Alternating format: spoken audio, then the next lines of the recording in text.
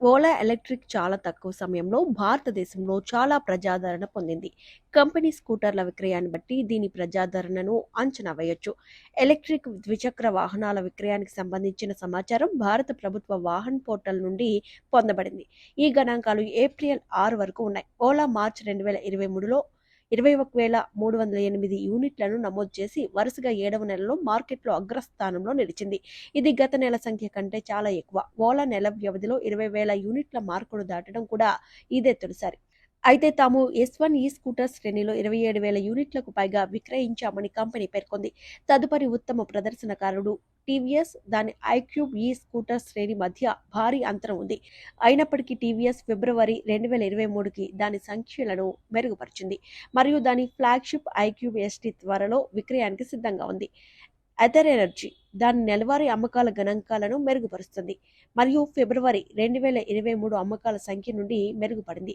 మార్చి 2023లో 11,354 యూనిట్లను విక్రయించినట్లు company పేర్కొంటుండగా Vahan portal 12,081 యూనిట్ల రిజిస్ట్రేషన్లను చూపుతోంది.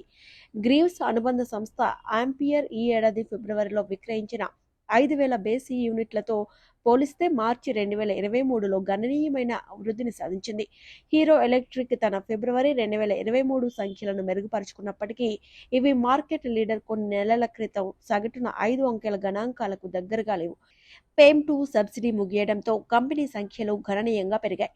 హీరో ఎలక్ట్రిక్ మాదిరిగానే ఒకినవా ఆటోటెక్ కూడా దాని ఫేమ్ 2 సబ్సిడీని రద్దు చేసింది.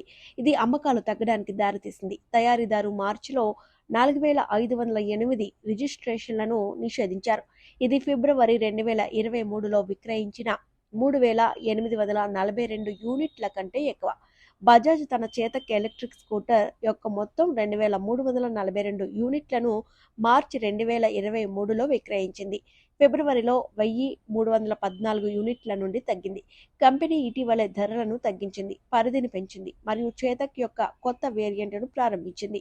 ఇది రాబోయే నెలలో ఈ స్కూటర్ అమ్మకాలను పెంచుతుంది.